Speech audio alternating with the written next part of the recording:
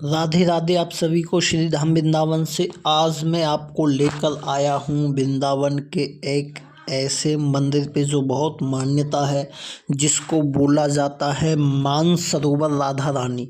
ये जो कि वृंदावन से 12 किलोमीटर पड़ेगा। अगर आप शॉर्टकट में आओगे ड्रम वाले पुल पे, जो पीपा वाला जो पुल है, उससे आओगे तो 4-5 किलोमीटर पड़ेगा। तो मैं आज आपको इसकी कहानी बताता हूँ कि मानसरोवर क्यों नाम पड़ा इसका। एक बार महारास हो रहा था।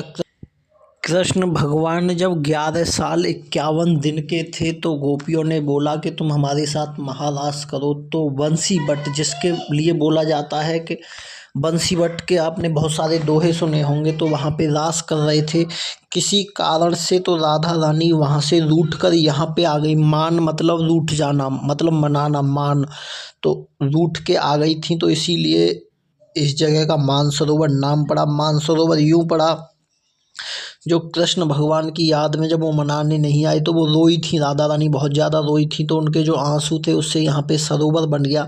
तो इसीलिए इसको बोलते हैं मानसरोवर राधा रानी। यहाँ पे श्री हरिदास और श्री हरिवंश, बहुत सारे सिद्ध पुरुष आते थे यहाँ पे। देवरा बाबा भी यहाँ पे भजन करते थे, आगे यहाँ पे साधना करते थे।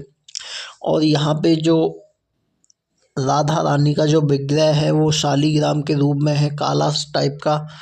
और यहाँ की इसकी क्या नाम है, ये जो मानसरोवर है इसकी भी ऐसी मान्यता है कि जो भी इसमें स्नान कर लेता है उसको कृष्ण भगवान के प्रति अटूट प्रेम हो जाता है। कृष्ण भगवान के प्रति बहुत ज़्यादा अटूट प्रेम हो जाता है जो भी यहाँ स्नान कर लेता है।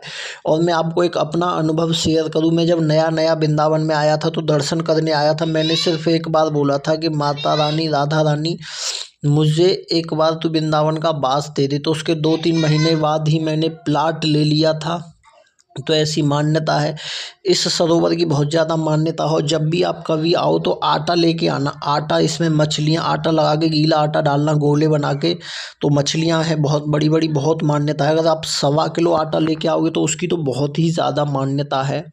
तो ये मैं इसकी परिक्रमा दे रहा हूँ। यहाँ पे परिक्रमा की भी बहुत मान्यता है। वो सामने जो देख रहे हो वो है राधा रानी का मंदिर, वो है। मैं पूरे आपको दर्शन कराऊंगा, अभी आप वीडियो में बने रहो जब तक। और मैं आपको कहानी बता देता हूँ, बहुत सारी कहानियाँ जुड़ी हुई हैं इससे।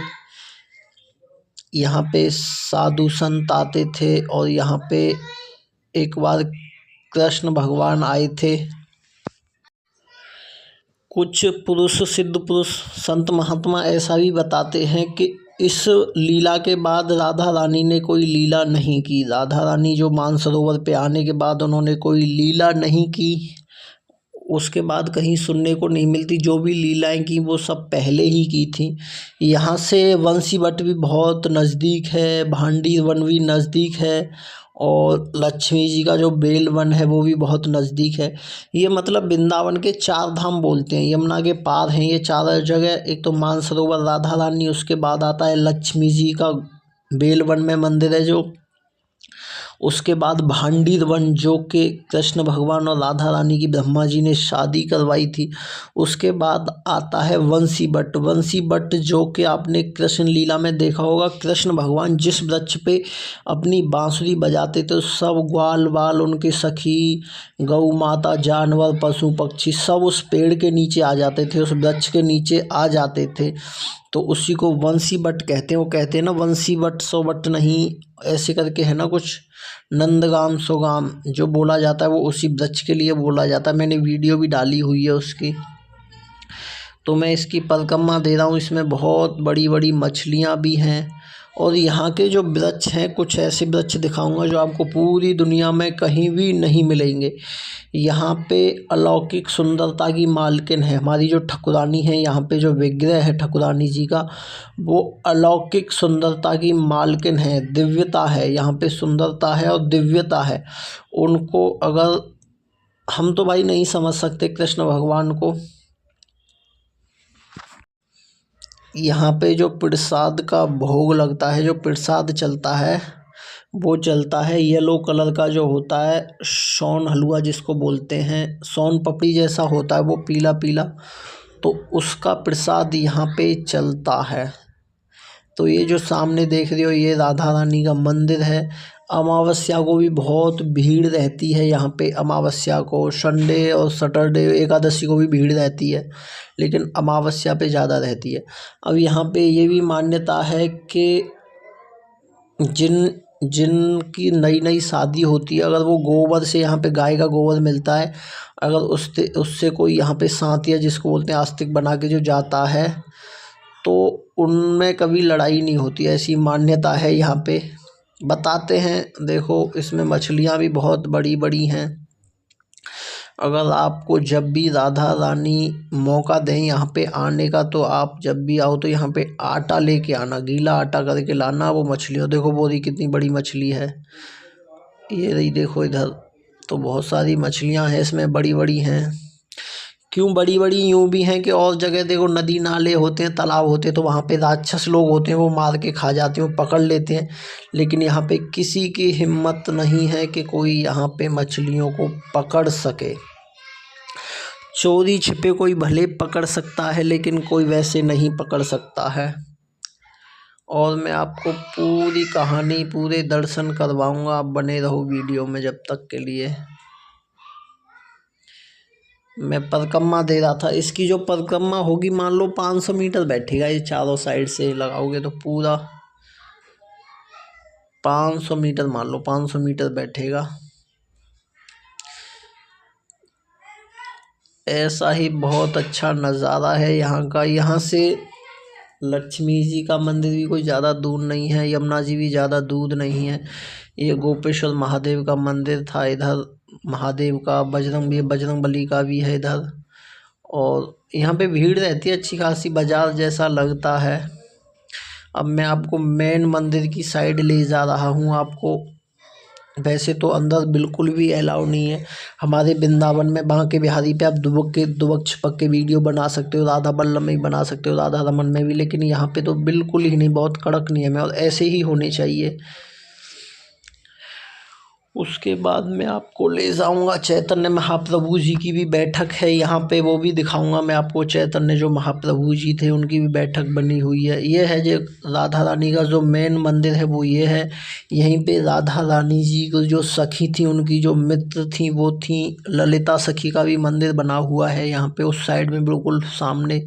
ये है राधा रानी का मंदिर, अंदर अलाउ नहीं है बिल्कुल भी। तो आप जब भी आओगे तो खुद नहीं बुलाएंगी राधा रानी तो ही आ सकते हो।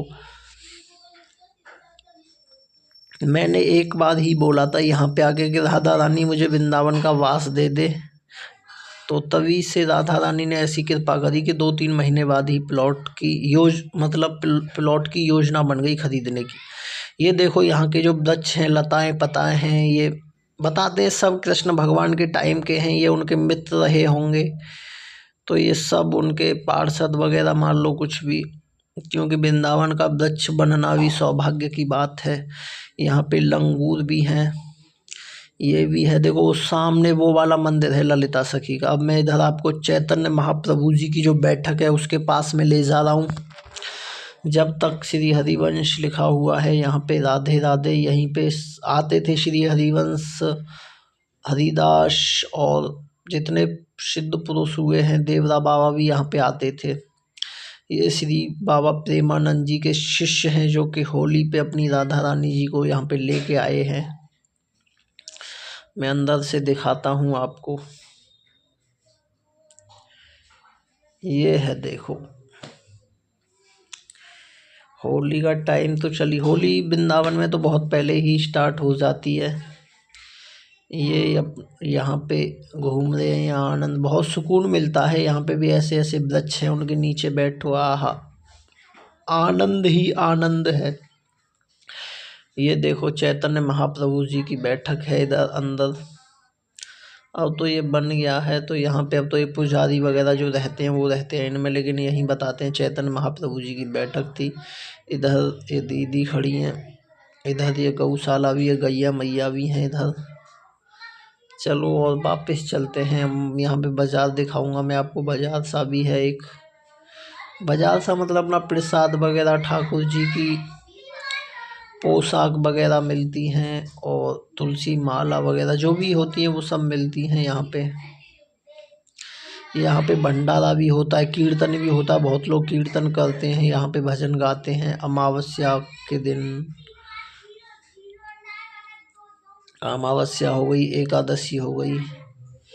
ये भैया जी अपनी दीदी की फ़ोटो क्लिक कर रहे थे तो तालाब में वो दीदी गिर गई, पैर फिसल गया, तो ये वीडियो बना लिया। उनको ये चिढ़ा रहे हैं बार बार वीडियो दिखा के, तेरी वीडियो में सबको दिखाऊंगा ऐसे करके। यहाँ पे पार्किंग भी बनी हुई है। वृंदावन से कोई ज़्यादा दूर नहीं है, ये वृंदावन के जो मुख्य 4 धाम है उनमें ही आता है। यमुना के पार, यमुना पार करके आपको आना पड़ेगा। लेफ़्ट साइड में यही है, गोपेश्वर शिव जी का जो मंदिर है वो यही है। और यहाँ पे इस टाइप का ये बाज़ार लग रहा है, यहाँ पे भंडारा भी चल रहा है। तो आपको जब भी वृंदावन आने का मौका मिले तो आप आना। और आप अगर आओगे तो 500-600-700 रुपये लेगा आपको टमटम वाला, ई रिक्शा जो होता है बैटरी वाला, उसे यहाँ पे वृंदावन में टमटम बोलते हैं। वो आपसे 500-600 रुपये लेगा। आप 3-4 लोग, 10 तो नहीं आएंगे, 7-8 लोग आ सकते हो उसमें, तो 500-600 रुपये लेगा आपको। वो यहाँ पे घुमा के ले जाएगा, बेलवन में जाएगा, उसके बाद भांडीवन और बंसीवट, जो वृंदावन के 4 स्थान है वो चारों स्थानों पे घुमा के ले जाएगा। पूरे दर्शन आपको करवा के ले जाएगा। यहाँ पे ये बच्चों के टॉय भी, खिलौने भी मिलते हैं, और यहाँ पे प्रसाद दुकान, खाने पीने की भी दुकान है। तो आप एक बात ध्यान रखना, जब भी राधा रानी आपको मौका दे तो गीला आटा ज़रूर लाना। तालाब में बहुत सारी मछलियाँ हैं, बहुत पुण्य मिलता है यहाँ पे मछलियों। 1.25 किलो अगर आटा ला सकते हो तो वो बात ही एक अलग है, उसकी तो बात ही निराली है। और जब भी आप आओ तो इस मानसरोवर में, इस कुंड में आप स्नान करके जाना। इधर लेफ़्ट साइड में भंडारा चल रहा है, यहाँ पे भंडारा चलता रहता है, लोग भंडारा करवाते रहते हैं क्योंकि बहुत मान्यता है यहाँ पे। राधा, मैं तो अपना अनुभव बता रहा हूँ कि मैंने तो एक बार ही बोला था, राधा रानी ने वृंदावन का वास दे दिया। राधे राधे। फिर आगे मिलते हैं किसी मंदिर के साथ वीडियो में। राधे राधे।